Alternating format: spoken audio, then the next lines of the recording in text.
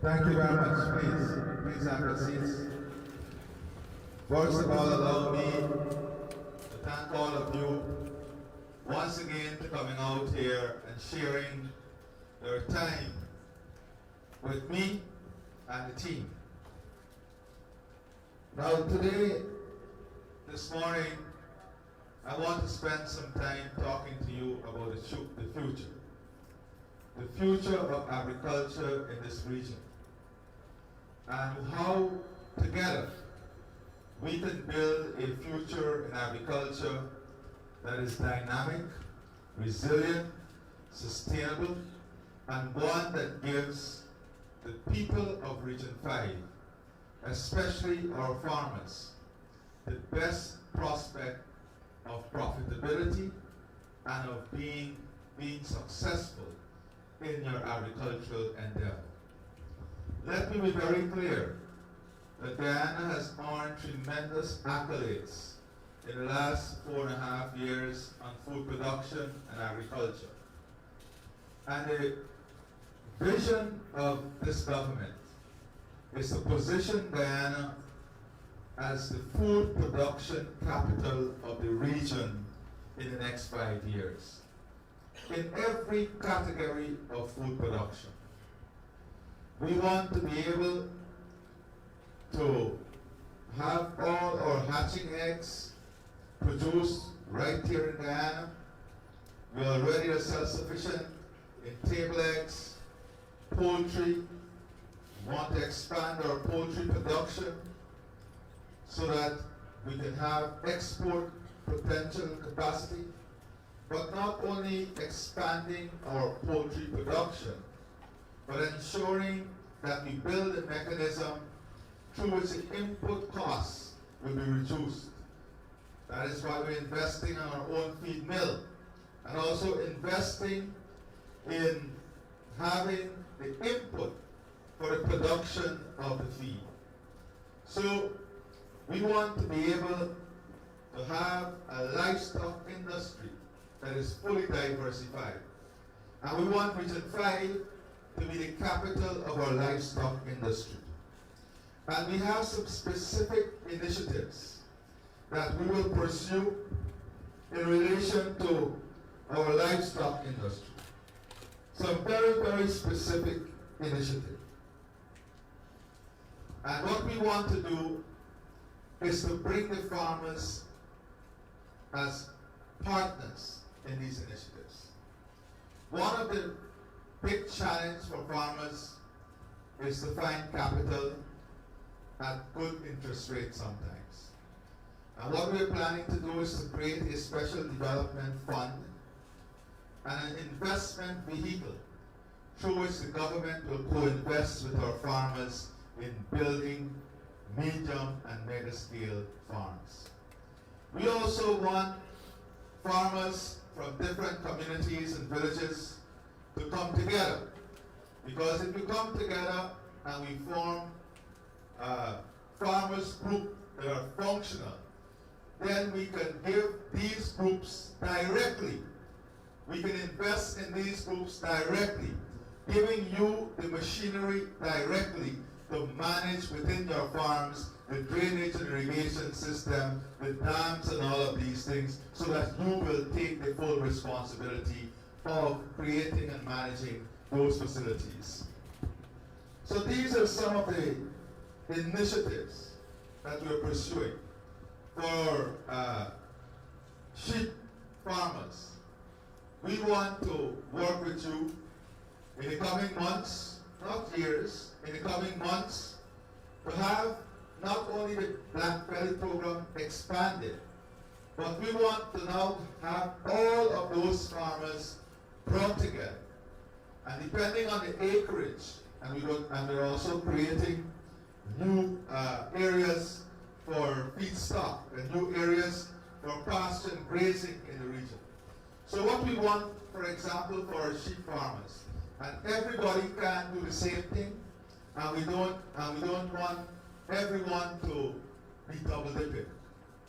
So what we want to create, if we have 500 sheep farmers, we want to give them 10, at least 10 sheep that are already impregnated, high yielding, high breed, so that you can expand your current flock and make this region the real sheep capital of the region in terms of mutton production.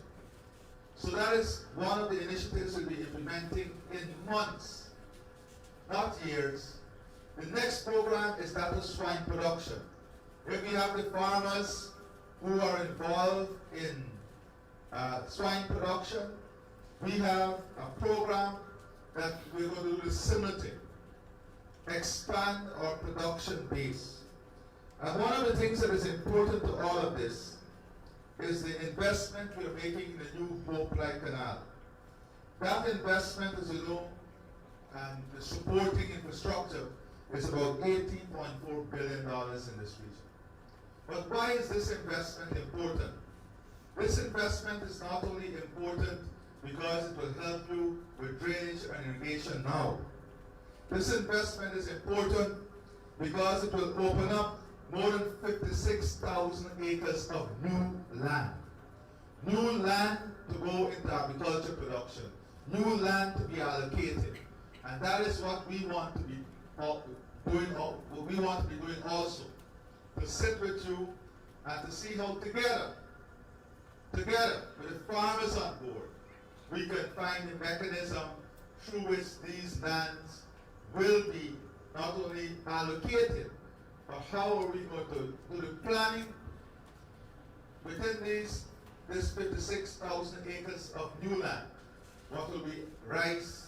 What will be other crops, cash crop? What will be for livestock? What will be for pasture? So that we're building an infrastructure that is carefully planned out. So in livestock, we have tremendous opportunity. We have a plan that will enable every single farmer to benefit directly. Because what we are looking to do is to transfer assets to each farmer directly. So in sheep production, we're moving to a stage that we're not going to identify 10 farmers or 12 farmers. We're going to identify all the farmers in sheep production and work with each of you directly, transferring directly to you in the coming months. The same thing for swine production. The same thing for those who want to go into eggs. The same thing because we have the Black Giant program. Then of course, the cash crop farmers. Now our cash crop farmers is about 3,000 plus in this region. And they've been doing well. They have had many adversities. The weather, right? Changing pattern, because we know now that in the housing areas, you're reaching challenges now with people who don't want you to spray in your backyard if you're planting the celery and so on. So we have to overcome this. We have to overcome the weather situation. We have to overcome the community situation. And then we have to create better conditions. Because if we can have the women in our community and the young people more attracted to agriculture, then it gives greater opportunity for expanding disposable income. So what we want to do is in every single district, and let us use, we can use maybe Fort Wellington or Bushland as an example. If you have 400 farmers there who are doing celery in your backyard, we want now to create an area that will be just like this. Crushed run surface with small shade house and hydroponic facility, and then allocate that facility to the farmers themselves, so that you will have a production facility, a food production facility that will be resilient to the weather, help you in sustainability, and bring greater value, a higher yield, and more production to you. That is the plan we have coming forward for our cash crop farmers in supporting you. Because we cannot have cycle of losses. You know, unfortunately, we live in a region and a country where the weather is unpredictable. And we have to mitigate against cycle of losses. And the only way we can do so is through climate smart agriculture. And I've asked the Minister and the Ministry of Agriculture to identify in all of the districts areas where we have concentrated cash crop farmers. And then for us to identify lands through which we are going to invest in building a state-of-the-art modern facility with climate smart agriculture to support those farmers. So you can still keep your backyard production, but we're giving you here an added opportunity for resilience and so on. The other thing that we want to do, that we're concentrating on, and this brings me back to the livestock farmers, is that we're building these small feed mill facilities because the technology is advancing and you can convert grass and other milling legumes and all of these things into pellets for the animals. So in every district here in Region 5, you know, the cry now is that you want pasture land. But if we have this facility in every district, we'll be able to create these pellet form of feed to support the farmers. And that's another thing that we're going to do here in Region 5. And those are plans that are already in the pipeline to advance the production and productivity here in the region. Also, we have our coconut farms. And we have had an assessment done in the last couple of months on the stock, the coconut stock. And you would know that you have a lot of old trees. We can't wait until the production decreases to such an extent that the replacement time is 3 years after that. So we are going to set aside resources in the first instance to have at least 1 million high-yielding coconut trees available here in the region, so that our farmers can start the replacement drive now. But more than that, we're working now also on integrating a packaging facility for coconut water, so that in your region itself, it makes no sense for every farmer to have a coconut water plant. So just like we have the abattoir that we're going to commission soon, we are also going to have such a facility in this region. So all the coconut can come to that facility. We can have the packaging, we can have the labeling, and then from there, we can go straight to the export market. And just as Massey and these other companies, distributing companies, are bringing stuff into Guyana, we have to get them to be the distributors of our products from Guyana in all the Massey stores and all the other stores throughout the region.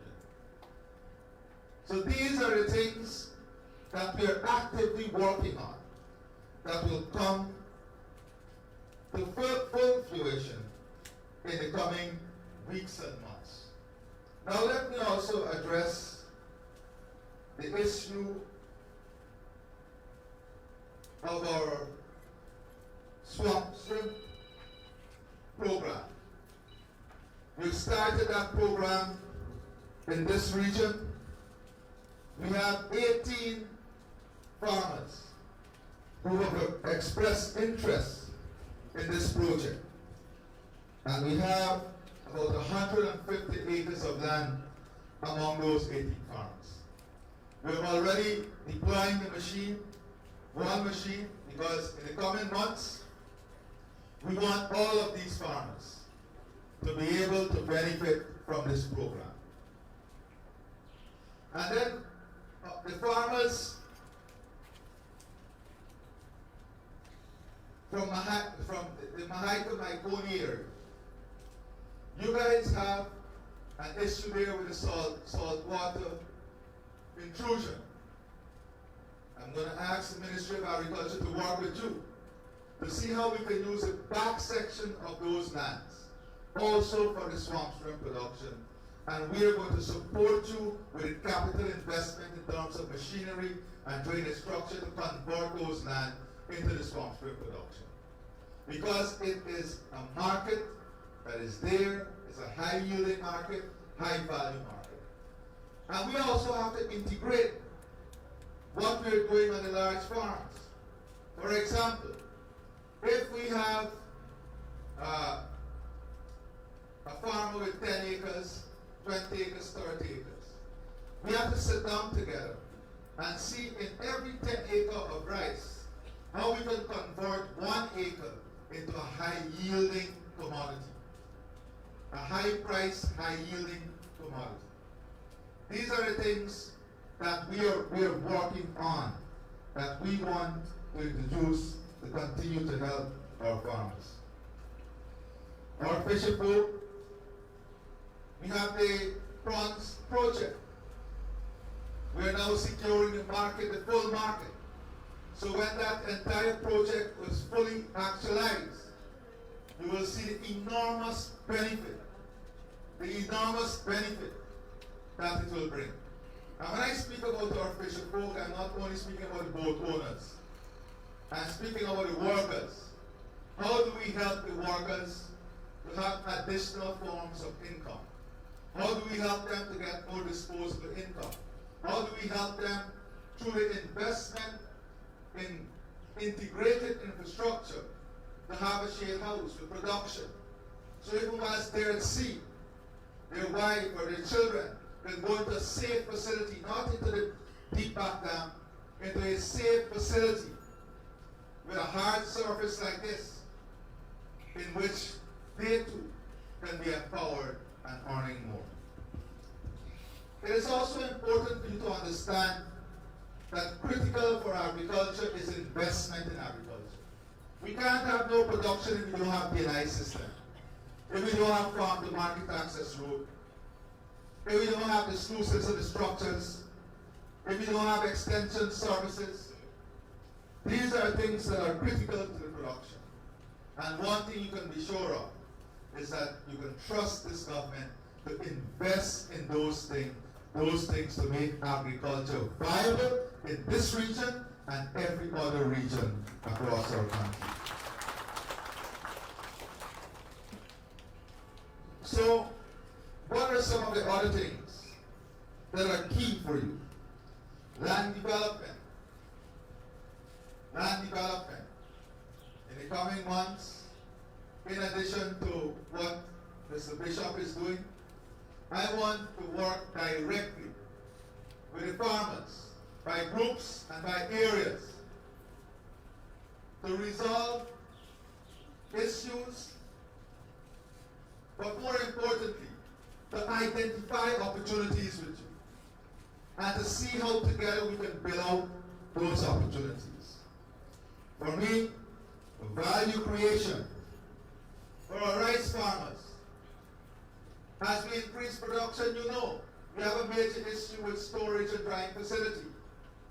We have to invest in modern storage and drying facility so that if the price is low, we can have the storage to keep it when the market increases in its price. And those are critical investments we must make in the region to support our rice farmers. So that price is not passed on, that cost of storage and drying is not passed on to you. And whilst you have the storage and drying, we also have to reduce the risk of disease. That is why we have to build a modern facility that is built with all the phytosanitary requirement that is required to make it viable. And as I'm on that issue, you know, recently we launched they want back fertilizer per acre. And I've asked the Minister of Agriculture not to weigh the fertilizer, especially for our cash crop farmers. And if you have half acre, give you half bag. You have half acre, you give the people a bag of fertilizer. So, for our rice farmers though, I listened to farmers, especially in Region 2 and Region 6 when I was there for independence. And many of them said to me, why not give for 30 acres and below the money for the fertilizer? So if you have 30 acres of rice and you say $7,000 for the bag of fertilizer, you get $210,000 for that 30 acres. Some farmers prefer that you give them the money because they would have had fertilizer from before or something and things like that. So we're giving you that option also, that for 30 acres and below, we can give you the money directly for whatever acreage you have in terms of the fertilizer support, or give the fertilizer directly.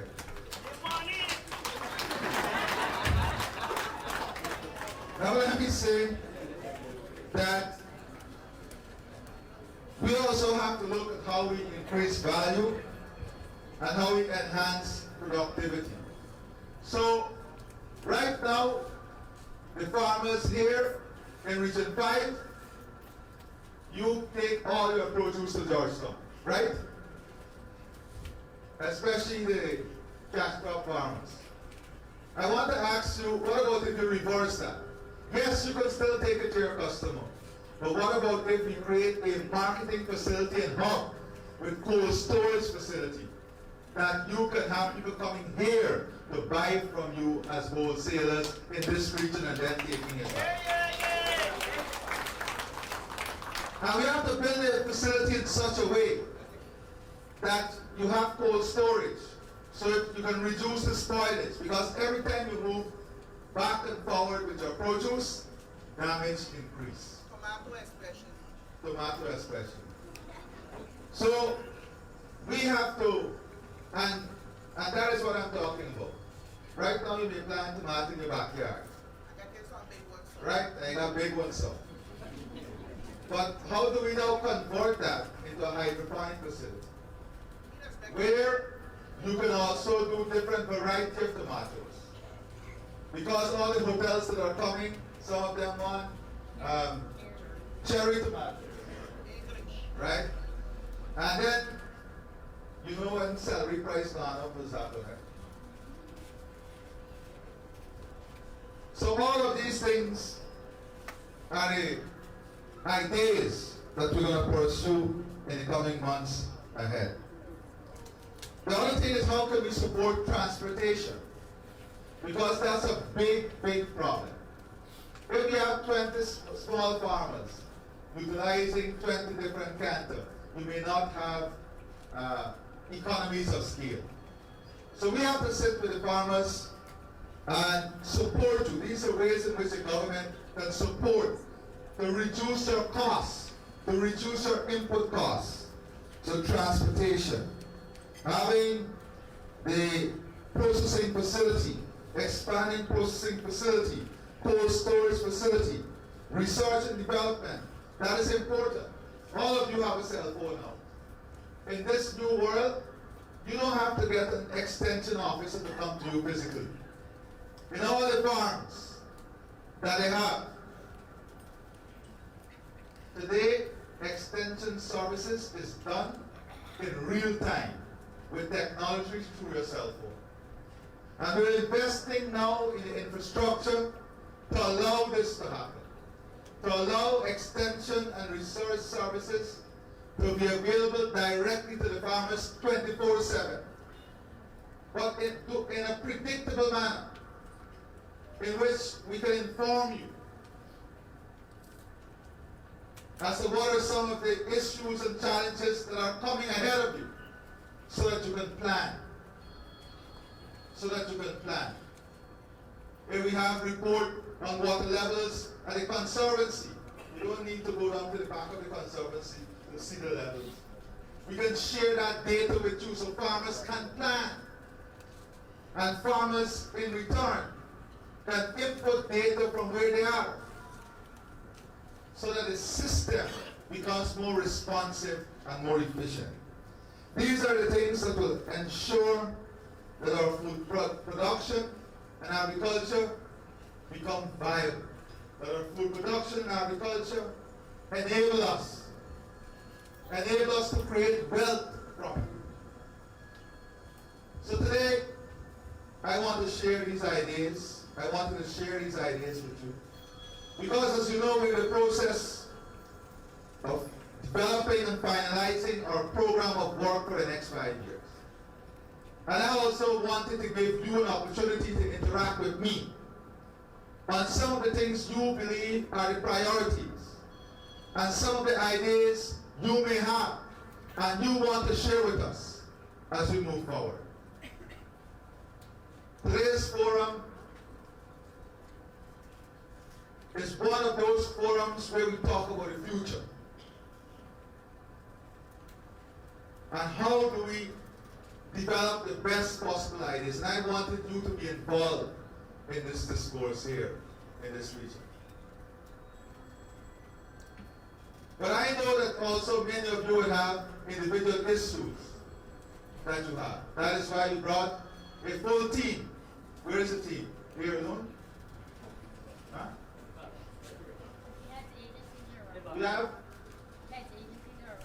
We have over here at this tent all the agencies in government that will take down all your individual and personal issues.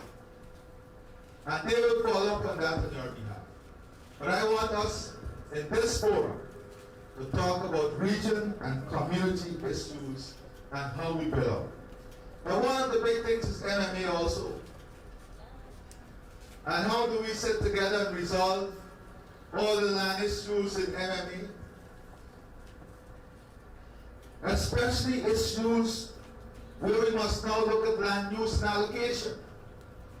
Because we too also cannot have land that is allocated for years and no production, no one using it. We have to find together common ground. And that is one of the things that we must work on together as we move forward. Are we together? Yes. All right. So I will stop here and give you an opportunity now. So let us do this. Let us do this in some order. Maybe we can start with a representative from the rice farmers. 10 persons come and share their ideas. When they are finished, we can go to the cash crop farmers. When they're finished, we go to livestock, and then we go to Fisherfolks. Is that fair? No? Huh?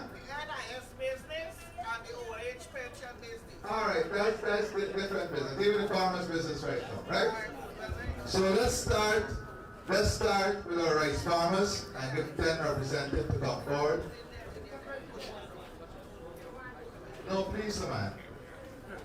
Have some discipline. The rice farmers, let's start.